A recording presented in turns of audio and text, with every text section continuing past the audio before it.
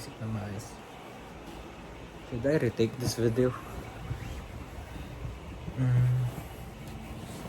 Ulit. Sige, ulit.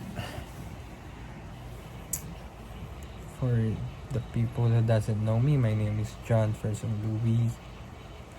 23 years old. Magto-24 na sa June 9. Ako isang college student sa FPU Tech.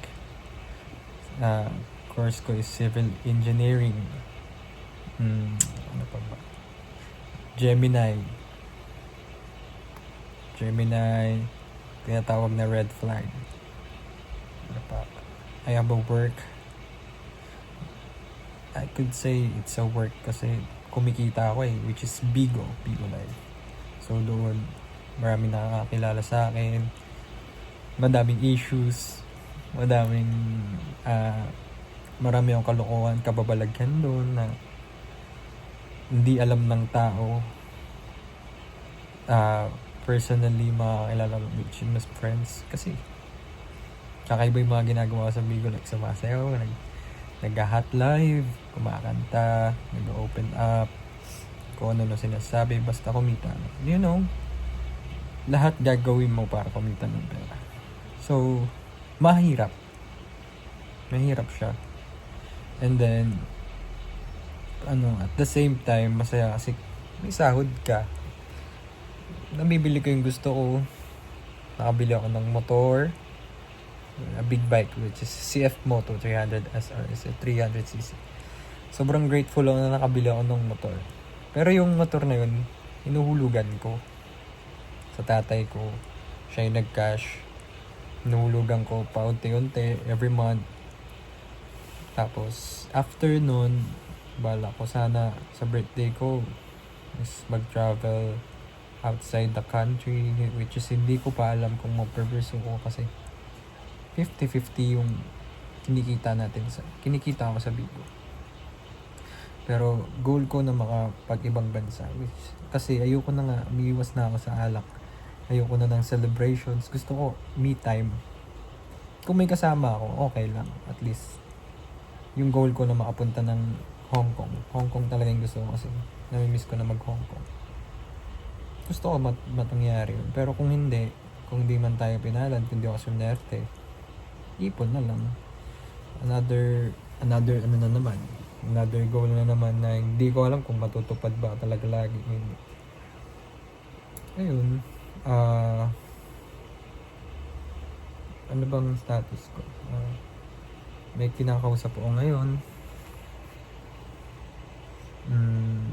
Hindi ko pa masabing bago kasi wala pa namang kami. Nililigaw pa lang ako. And then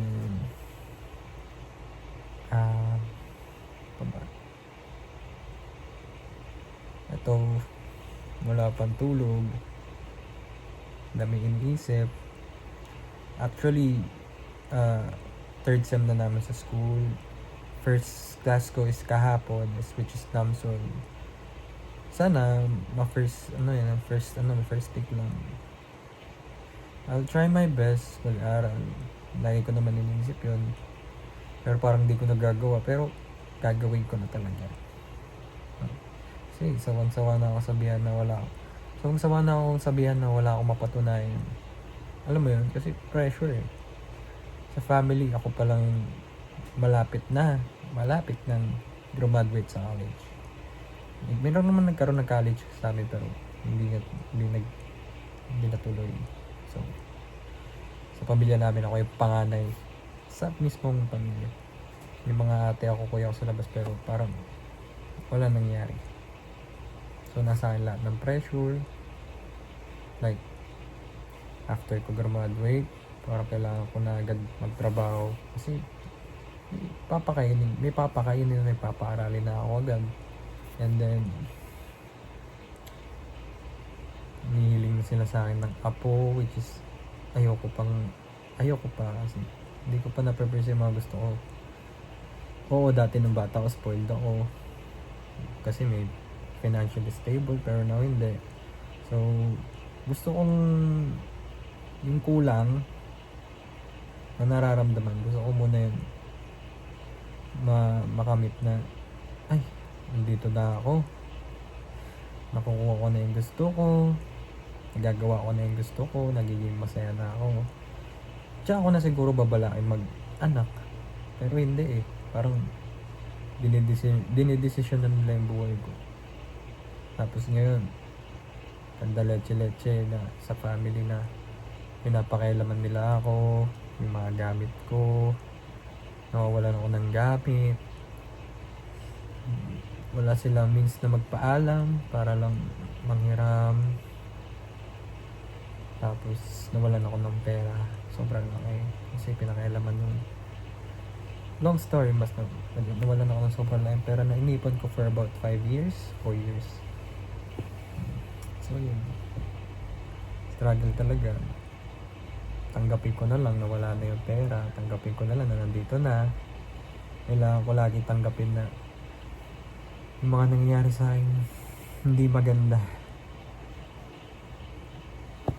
Go with the flow na lang. Be happy na lang. Alam mo yun, ginawa ko tong video kasi hindi ko ma-burst out yung luha. Hindi ko kayang umiyak. Parang emotionally less, ano ba tawag doon, na parang hindi ka na nagiging emotional kasi parang nasanay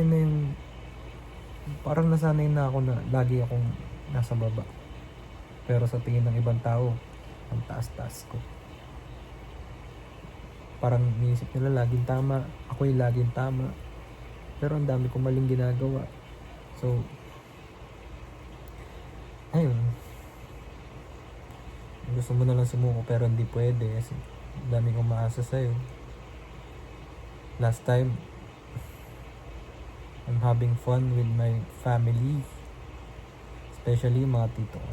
Parang out of nowhere, nagmaoy ako kasi hindi ko alam eh, blackout ako, nagmaoy ako. After ko magmaoy, umiyak ako, which is out of control na ng brain ko kasi may laman ng alak eh. So, iniisip ko baka wala kasi ako mapag-share ng thoughts ko, ng problems ko. So, parang doon ko na ilabas. Pero, wala talaga. Hindi ko alam yung nangyari ng time. Kaya parang ngayon, iniwasan ko na uminom ng alak. Iniwasan ko na lahat ng makakapangit sa image ko.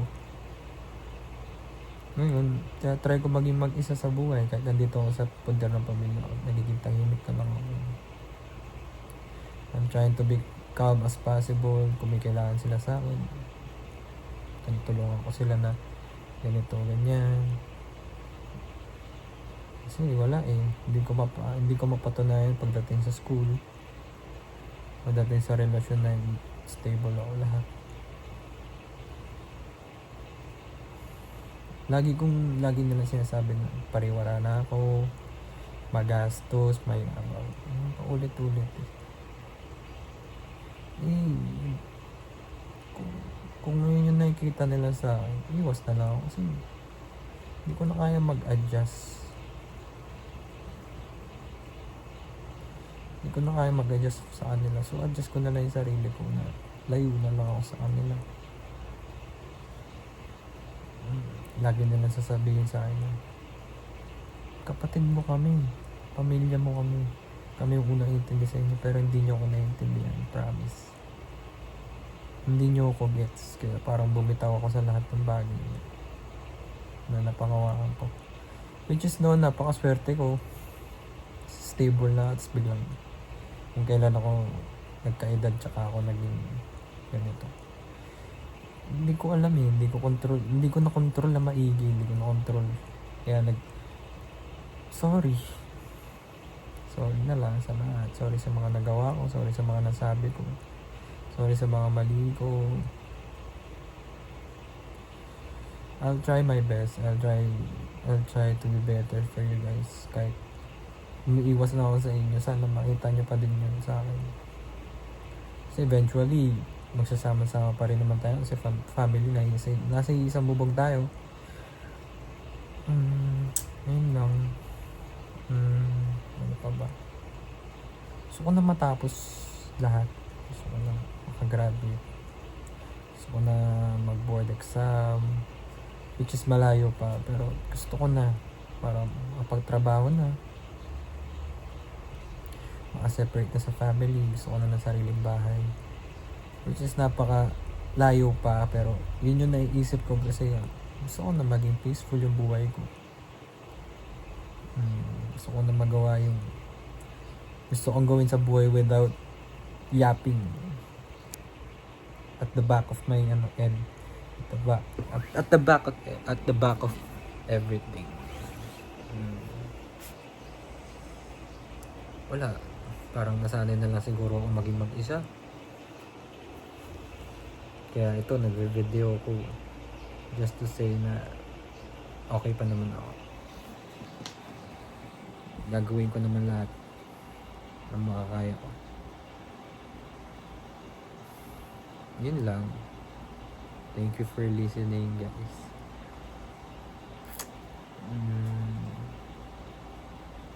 Sa mga kaibigan ko,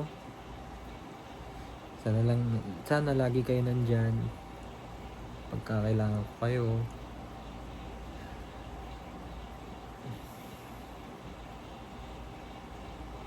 Sa ex ko, I'm sorry, pero andito pa rin naman ako. Don't cut off with your friends na friends mo dahil sa akin, sa family ko. Yun ang masasabi ko. Sorry. Quiet na lang ako. Okay naman tayo, diba? And then sa family ko, sorry din. Kasi hindi ko makuha yung proud system sa inyo kasi wala akong mapatunayan, pero gagawin ko lahat. Sa mga kapatid ko, sorry kung madamot ako. Sorry kung napagsasalitaan ko kayo ng masama. Sorry sa lahat. Tao lang din naman ako. Nagkakamali. Pero pag nakakakonsensya naman ako, nagsasorry naman ako sa inyo. Ayun lang. Pagdating kasi sa gamit, matuto kayo magpaalam sa akin. Hindi naman sa pinagdadamot ko, may dahilan kung bakit yun.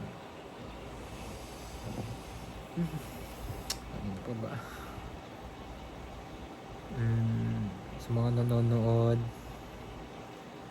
kung may manonood, ayun, parang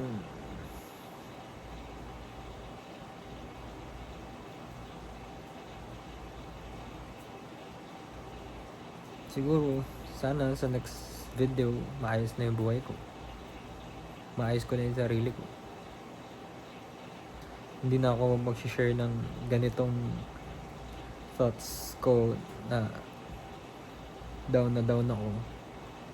Sana after next video, nagawa ko na lahat ng mga gusto kong, lahat ng mga pangarap ko na nasabi ko dito sa video. Sana it should be the start of a new journey Lagi ko sinasabi, every next month I try to do hobby like jogging, waking up early as possible, maging healthy, mag-aaral na mabuti, pero di ko magawa kasi nga magulo pa yung utak ko. Busy din ako. Ano pa ba? Ngayon nagpapagawa pa ako ng kwarto. Hindi ko matapos kasi nga financially unstable din ako. Sinasagot ko kasi yung pagpapagawa ng sariling kwarto. Ano pa ba?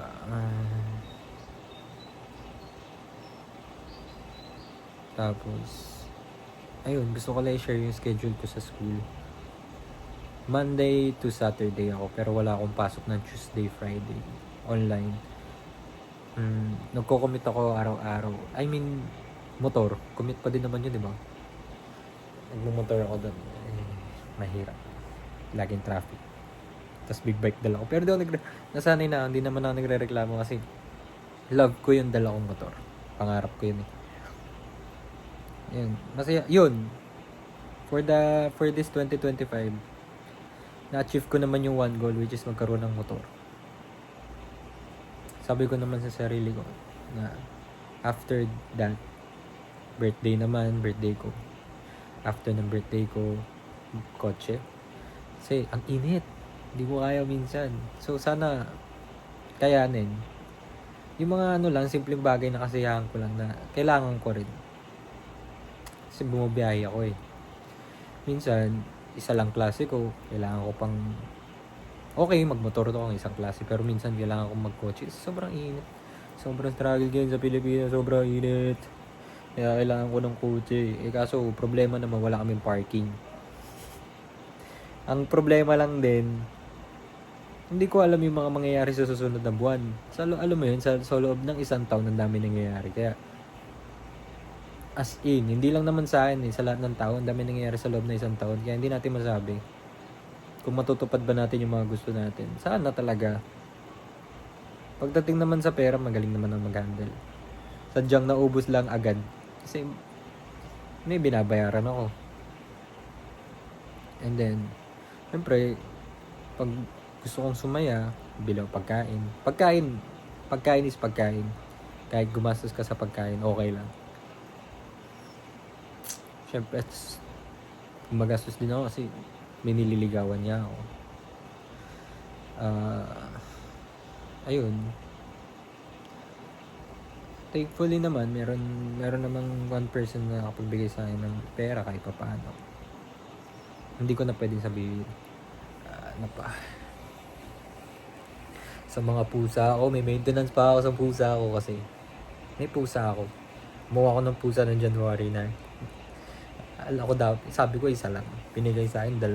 So, struggle.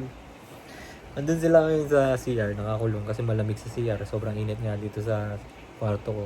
Naka-tiles yung CR. So, malamig yung tiles. Nandun sila natutulog. Siyempre, may maintenance yun. Pagkain, cat litter. Yung mga, nila. Yung mga gamit, pang scratch yun. Kagastos na ako. Siyempre, ang hirap pa, yung katulong namin. Di marunong maglaba. Laging amoy kulob yung damit. So, nagpapalaundry ako. Ayoko nung maarte ako sa pang-amoy. Ayoko din nangangamoy ako sa ibang tao. Napapaya ako yun. Sobrang conscious ko kasi tao. So, nagpapalaundry ako. Ayoko nung nag-aamoy kulob. Ayoko bumabaho. Ayun din. Kapag nagmumotor ako, sobrang pawis. So, kailangan magdadala ako ng 2 damit.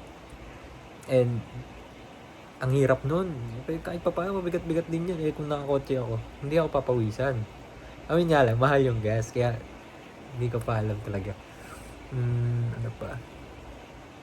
So, ang plans ko for the May, wala lang. Share ko na lang din yung gusto kong gawin. Like, mag-aral na mabuti. Try ko nang magsimba. Sana. Nagsisimba naman ako paminsan-minsan. Siguro twice a year. Kaya try ko na yung parang every second week, linggo, ganun. Kasi, hindi naman, not most of the time, kailangan mo magsimba. Kailangan mo lang naman pasalamat.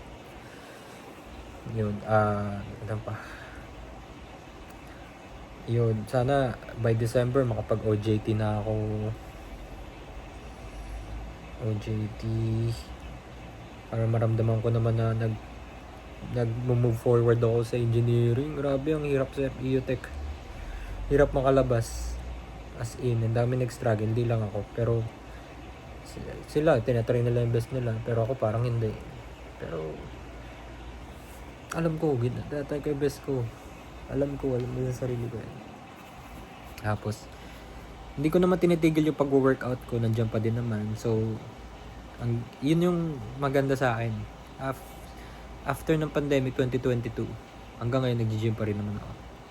Pero hindi na ganun katutok kasi naging busy na ako. Dumagdag na yung responsibility na meron na akong trabaho. And then, nagko-commit na ako papunta ng school. Kasi dati naka-condo ako. May gym sa baba, libre pa. Eh dito kasi magbabayad ka pa ng 30 pesos tapos aalis ka pa ng bahay para lang mag-gym. So yun, time consuming kahit papaano. And then ako maluho, hindi. Kasi yung mga damit ko, madami akong damit, oo. Pero alam nyo saan galing? Galing lang ng ukay yun. Yung mga sapatos ko ngayon, meron pa swerte na pagbigyan ako. Tapos, hindi ako mahilig sa mga branded shoes kahit pa paano. Kung ano na yung nagandahan ako, bumibili ako. Ano pa ba? Magastos ako sobra sa pagkain. Kahit payat ako, gusto ko kumakain. Lagi ako kumakain. Picky eater pa. Yeah, yun. And then... wala na. Yun lang naman gusto ko sabihin before ako matulog ulit. I mean, matulog. Hindi pa pala ako natutulog. Langya. Yun lang, guys. I just want to say I'm sorry to all sa mga taong nagkaroon ako ng pagkakamali. And thank you kasi nandyan kayo. Naging part kayo ng buhay ko. Hindi ko ginawa tong video kasi hindi ako magmamaalam, ha. Ginawa ko lang tong video just to share my thoughts. Gusto ko ilabas yung problema ko. Ayun. I'll try to do my best. Tatandaan ko sa sarili ko. Sana't matandaan nyo din. Sana tandaan nyo din na ginagawa ko yung best. Yun lang. Bye-bye. Thank you. Papaikinig. Love you all, guys.